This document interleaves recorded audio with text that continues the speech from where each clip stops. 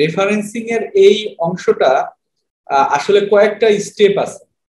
কয়েকটি স্টেপ বলতে এটা আমরা যদি টেকনিক্যাল রিপোর্ট ধরি, টেকনিক্যাল রিপোর্টের অথেন্টিসিটি বা আমি কতটুকু এর ডেপথ, কতটুকু লিটারেচার রিভিউ করছি সেটা প্রকাশ পায় হচ্ছে রেফারেন্সিং এর মাধ্যমে।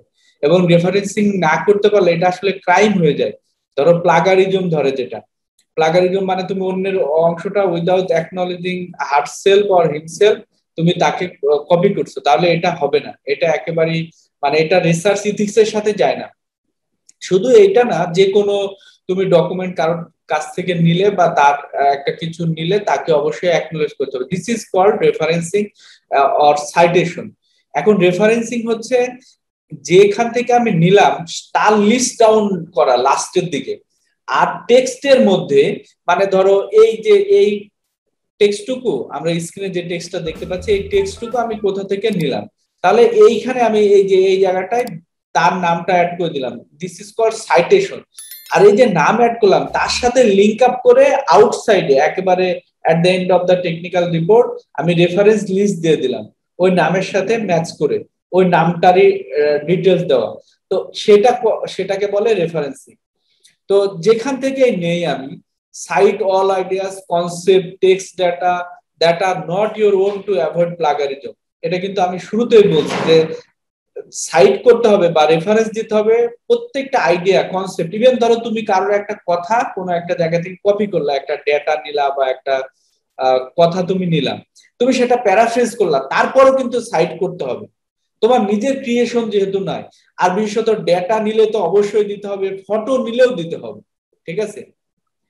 all references cited in the text must be listed and vice versa। তার মানে এই যে আমি শুরুতেই যেটা বললাম যে প্রত্যেকটা রেফারেন্স টেক্সটের মধ্যে সাইট করতে হবে এবং আউটসাইডে লিস্ট দিতে হবে। এটা হচ্ছে সহজ হিসাব। সহজভাবে বোঝার জন্য আমরা দেখো এই যে এইখানে পেপারের মধ্যে এই যে এইটা হচ্ছে সাইট করা, এটাকে বলে সাইট করা। এরপরে এইটা দেখো এই যে একটা নাম ব্লাঙ্কেট ডাল এট অল, যাই হোক একজন সায়েন্টিস্টের নাম অথবা একজন অথরের নাম, খুবই কঠিন আর উচ্চারণ করা।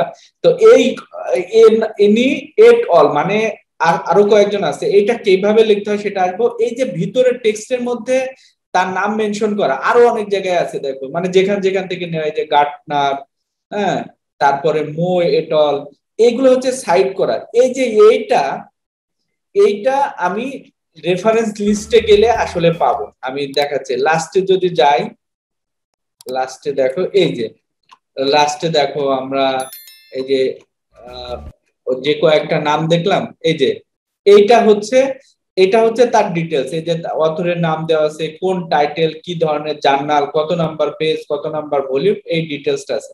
এটা হচ্ছে রেফারেন্স লিস্ট। এই যে রেফারেন্স লিস্ট আর ভিতরে সাইট করা, এইটুকু আমরা ইনশাআল্লাহ বুঝতে পেরেছি নিশ্চয়। তাহলে এই সাইটটা করতে হবে যেখান যেখান থেকে প্লাগারিজম মানে অন্যের ডেটা, আইডিয়া, কনসেপ্ট, টেক্সট, এই সব কিছু, ফটো, এইগুলা নিলে আমাকে প্লাগারিজম অ্যাভয়েড করার জন্য আমাকে নিতে হবে।